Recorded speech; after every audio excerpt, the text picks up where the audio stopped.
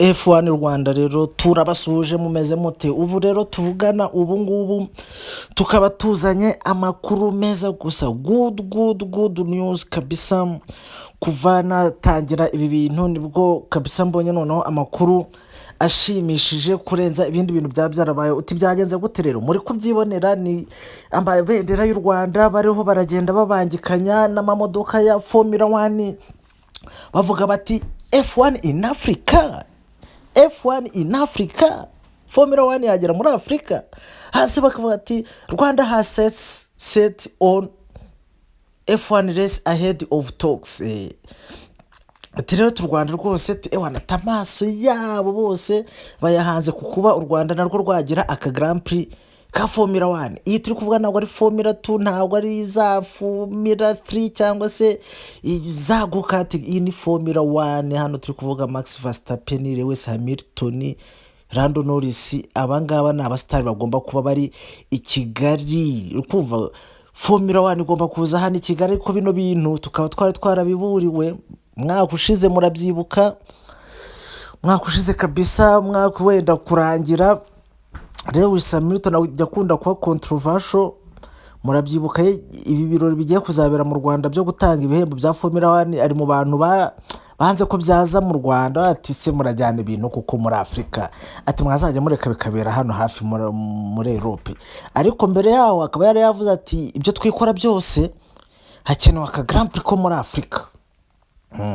Ati dukeneye kuzajya tujya kwikaraga no muri Afrika, bari abavandimwe bacu bo mu isi ya gatatu bakeneye nabo kubona ibi birori, kandi koko fosho ibi ngibi aba ari ibirori mpuzamahanga. Ubwo rero yaba we yaba n'andi majwi yose yagiye agira, RDB yarabyumvishe muri Monaco yari iriyo ejo bundi mu byo mu kwa gatatu na mu kwa gatanu gutyo, yari iri muri Monaco igenda idiringa n'ababosi. Ariko bikaba bivugwa yuko bagomba gukora akanama ka nyuma n'ababosi bayo barimo abo bita ba Stefano Domenicali, uwo ngo ni CEO wa F1. Bivuga ko bagomba gukorana akanama muri uku kwa 9 bakanoza ibintu bya nyuma. Gusa uyu mubosi wa Formula 1 CEO ni nka wikuriye, ni nawe yavuze ko kabisa hakenewe kuba bagera aka Grand Prix ko muri Afrika. Tariko ati we need to have the right investment and strategic plan. Ati tugomba kubyitondera. Formula 1 ubu ngubu abantu basigaye bayikunda ngo, ariko urumva hari abantu benshi bagiye bajyana amabidi menshi za South Africa zakojejemo, za Morocco, ibihugu nk'ibyo byagiye bigerageza. Tariko ti Rwanda are serious, ti Banyarwanda bo tunabonye bari serious. Kandi kuko Abanyarwanda turi serious. Abantu bakurikiye interview nagiranye na Lorenzo umwaka ushize nk'ubyo mu kwa 11 gutyo, mu kwa 10, nawe ati mujye mwitondera ibintu umukuru wacu yigiriye mu cyo gihe yagiye muri Singapore. Uti ibi bintu ndakubwiye ngo i Grand Prix tuzayibona hano muri Afrika, mu Rwanda i Kigali cyangwa se mu ntara aho bazagenera kubaka umuhanda wayo bitarenze 2026 na 7 izaba ihari. Ni ukuvuga ngo rero abantu bose batoye ku gipfunsi, abo bantu bose mumenye yuko mwakoze akantu keza, kuko ubu ngubu tuvugana Formula 1 mugize uruhare mu kwizana hano mu Rwanda. Hanyuma rero ayo niyo makuru meza nari mbafitiye. Nyuma yaho reka twigire mu makuru y'incamugongo ku makipe ari muri Formula 1, ariko cyane kuri Ferrari, kuko niyo yari yareza gatuza yikokinze ibintu byose yashyize mu buryo. Ivuga ati twasinyishe Lewis Hamilton, ati none uwo bita Adrian Newey, uwo twakwita nk'akamana gato muri F1 mu bintu bijyanye no gukora imodoka yiruka kurusha izindi. Adrian Newey wakoraga muri Red Bull, yakoraga imodoka ya Red Bull, yari yasezeye. Abantu bose bati agiye muri Ferrari, kuko Adrian Newey yagiye avuga kenshi ko yifanira Lewis Hamilton.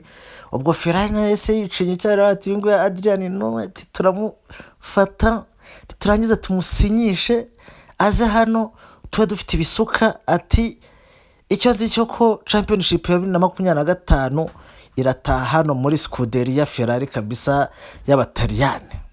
Ariko abo bita Aston Martin umubosi wayo ifite umukire w'umwongereza, bose ahise afata gutya akubita ibishanga, akubita mu bigorigori, abafashe Adrien Newey aramusinyishije.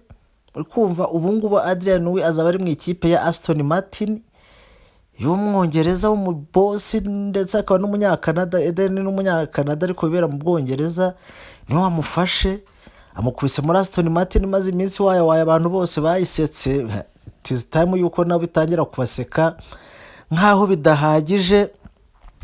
Abarafashe gutya ati noneho atereka ntangire n'ibiganiro na Max Verstappen mukure muri Red Bull, noneho Red Bull nyisenye burundu nyivane ku ikarita y'isi. Bivuze ngo rero Adrien Newey umwaka utatu turamutse tumubonye muri Aston Martin, wajya kubona ukabona na Max Verstappen umubonyemo, wahita umenya ko Aston Martin yaba Fernando Alonso na ba Lance Stroll waruzi yakambakambaga mu myanya ya 7, ubu ngubu iri ku gikombe, iri kuri championship. Tuvaho rero, tuvaho twiruka twigire muri Mercedes Petronas AMG. Iyo ni ikipe yo muri Formula 1 ifite abashoferi babiri, Lewis Hamilton ndetse na George Russell. Abo bose ni Abongereza, ariko uwo bita Lewis Hamilton wagiranye nayo ibihe byiza cyane, aho batwaranye championship 8 titles zikurikiranya. Hanyuma Lewis Hamilton we akaba yari afitemo 6 muri izo 8, nawe yitwaremo ziri individual. Mbese ni ikipe babanye neza cyane, ariko ubu tuvugana harimo bombori kabisa muri Mercedes iri guca ibintu. Ati biri guterwa n'iki? Urabona Lewis Hamilton yagize gutya arasezera yigira muri Ferrari, ibintu bitigeze bishimisha na gato. Toto Wolff ni umubosi, akaba na team principal wa Mercedes. Ntabwo rero byigeze bimushimisha habe na gato uburyo Lewis Hamilton yabaye nk'umwihenuye, kuko umuntu ubundi mbere yavugaga Mercedes yahitaga yumva na Lewis Hamilton. Byari bimeze nk'iki nk'uko bavuga nka Barcelona na Messi, abantu batazigera batandukana mu buzima bwabo. Wabonaga ari relationship kabisa ikomeye y'abantu b'abagabo babiri bumva ibintu kimwe, bakoranye ibintu. Ariko muri iyi myaka 2 ya nyuma 2023 na 2, aho Mercedes igaragaje yuko Red Bull yari yigaranzu, yariyo irimo irakora amawini, Mercedes bigoranye, batangiye gukeka yuko imwe mu mpamvu yaba wenda ituma banatsindwa cyane, ubwo ndi kuvuga ku bayobozi, yaba ari uko umusitari wabo Lewis Hamilton ngo atangiye gusaza nyine, atagifite yamashagaga ya gisore amwe ya mbere. Ubwo rero nawe ariko akavuga ati impamvu tutarimo turatsinda, impamvu Red Bull itwigaranzuye, ati ni mwebwe rwose mwakoze imodoka mbi. Sometimes ubushize narababwira akazagenda ababwira ati dore nk'ibi bintu mushyira kuri imodoka ntabwo ari byo, ibingibi bituma igenda gahoro, ibyagatumye igenda gahoro ni ibingibi. Nabo bakamwima amatwi, reka uri kutwivangira mu kazi. Hatangira kubamo ikintu kimeze nko kuzajya batumvikana. Urumva nyine ahantu iyo haje ibibazo byo kudatsinda, ahantu hose atari intsinzi hazamo ibibazo byanga binoga. Lewis Hamilton rero nk'umuntu w'umukongwe wiyumva nk'umuntu urenze, uyu nguyu ni umuntu ufite igrade ya sa mu Bwongereza.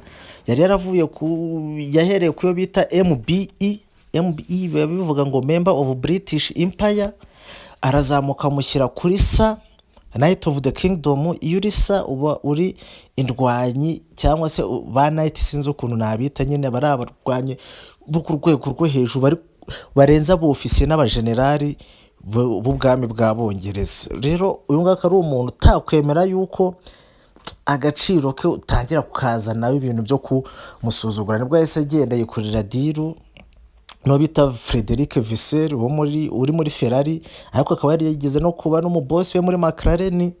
Abamukubise Frederic Vasseur amukubita diru nziza ya miliyoni 400 ku mwaka. Hanyuma rero bamaze gusiringa iyo diru, urumva ko yagiye gusinya atishimye. Nabo muri ntuza, nabo muri Mercedes birabatungura. Toto Wolff nibwo Toto Wolff guhera icyo gihe Lewis Hamilton wari umushoferi ngenderwaho yahise agirwa nk'umushoferi wa kabiri, ahubwo bamurutisha akana kari kuzamuka bita George Russell, kamazemo season ya kabiri n'iya gatatu. Niko bamushyize hejuru, niko bashyiraho ngo strategy nziza, niko bakora ibintu byose. Uyu we nyine bahita bavuga ati n'ubundi wowe nturi uwacu, next season uzagenda. Ubwo ngubwo batangira nyine kutamuha priority, ndetse ngo batangira, iyi ngiyi ni ibaruwa y'umuntu urimo indani yanditse, ngo batangira noneho si no kutamwitaho gusa, ahubwo no kumubangamira, kuko avuga ngo some of us in the team are unhappy about a systematic sabotaging of Lewis and his car and his style strategy.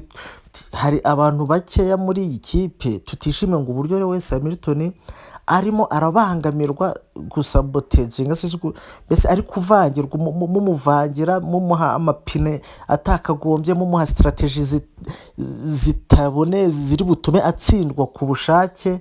Ati mbese muri kukinira mu mutwe wiwe, ibi bintu ni ibintu bitari ubunyamwuga Toto Wolff ari gukora. Ati it is the unprofessional way Toto. Ati ndetse na Rover Boy we George, ati ndetse n'abandi bari muri ako gakundu ka Toto Wolff, ati barimo baramistreatinga Lewis Hamilton. Ati ni ibintu kabisa bibi cyane, bibi cyane. Ati ubu ngubu Toto Wolff nta kivugana na Lewis Hamilton. Ati ndetse ubu ngubu Lewis Hamilton yashyizwe ku ruhande. Ati mbese muri make, ati abantu benshi barabizimo hano, ni ikibazo kirekire namwe mwakisomera. Ati Toto na George ibyo ngibyo barabizi ko ari byo. Ati n'umuntu ugerageza kutajya ku ruhande rwabo n'ubwo bugome bwabyo, ngo aba ari kuri treat ikomeye cyane, mbese aba afite ubwoba yuko nyine arimo arabangamira Toto, kandi kubangamira Toto nyine ni ukubangamira boss wawe, bivuze ko somehow ushobora no kuba wirukanwa. Rero akaba ari kamwe mu kandi kantu kateye mpagarara muri Mercedes. Aba ni abantu bakora muri Mercedes mu igaraje ryabo, babishyize hanze. Ati rwose timucungire hafi, ariko natwe nk'abantu babirebera hanze twari dusanzwe tubizi, kuko nk'ubushize Lewis Hamilton atwara Grand Prix nyuma y'ibihano bya George Russell, nuko George Russell bari bamuhaye ibihano bitewe n'iki, bose bari bafite imodoka nziza, bategeka Lewis Hamilton kujya guhindura amapine bwa kabiri, noneho kugira ngo George Russell we ahindure rimwe gusa. Nahindura rimwe, urumva iyo uhinduye amapine rimwe undi yahinduye kabiri, wagiyeyo inshuro ebyiri aba yataye umwanya, kuko iyo ugiye guhindura amapine aba ari ugutakaza umwanya. Hanyuma George Russell we atware ntuza iriya Grand Prix iheruka yo mu Bubiligi, nubwo nyuma baje kumukubita ibihano Lewis Hamilton akayitwara. No mu buryo bamuhaye ibyo bihano, ngo hari ibintu bari bakoze kuri iyo modoka yo kugabanya ibihano byo gucitinga. Ibyo bintu yaba Lewis Hamilton afatwa kimwe na George Russell, nayo imodoka baba barashyizeho ibyo bintu byo gucitinga, kugira ngo nyine by'amariganya, kuko nyine iyo ushakira abantu intsinzi bose bibashakira mu buryo bumwe. Ariko ako kantu k'amariganya bari bagakoreye George Russell, Lewis Hamilton ntibakamukorera. Thankful yuko byaje no kugaragara noneho George Russell bakanabimuhanira. Ariko nyine ubwo iyo ni iyindi, ako nta kandi kantu kaba gaturutse mu bintu byinshi bishobora kuba biri kubera mu bikariyo hirya muri Mercedes. Ndakubwiye ngo iyi season irarangira ari umuriro gusa. 24 baragaruka, turebe ibyo ari byo.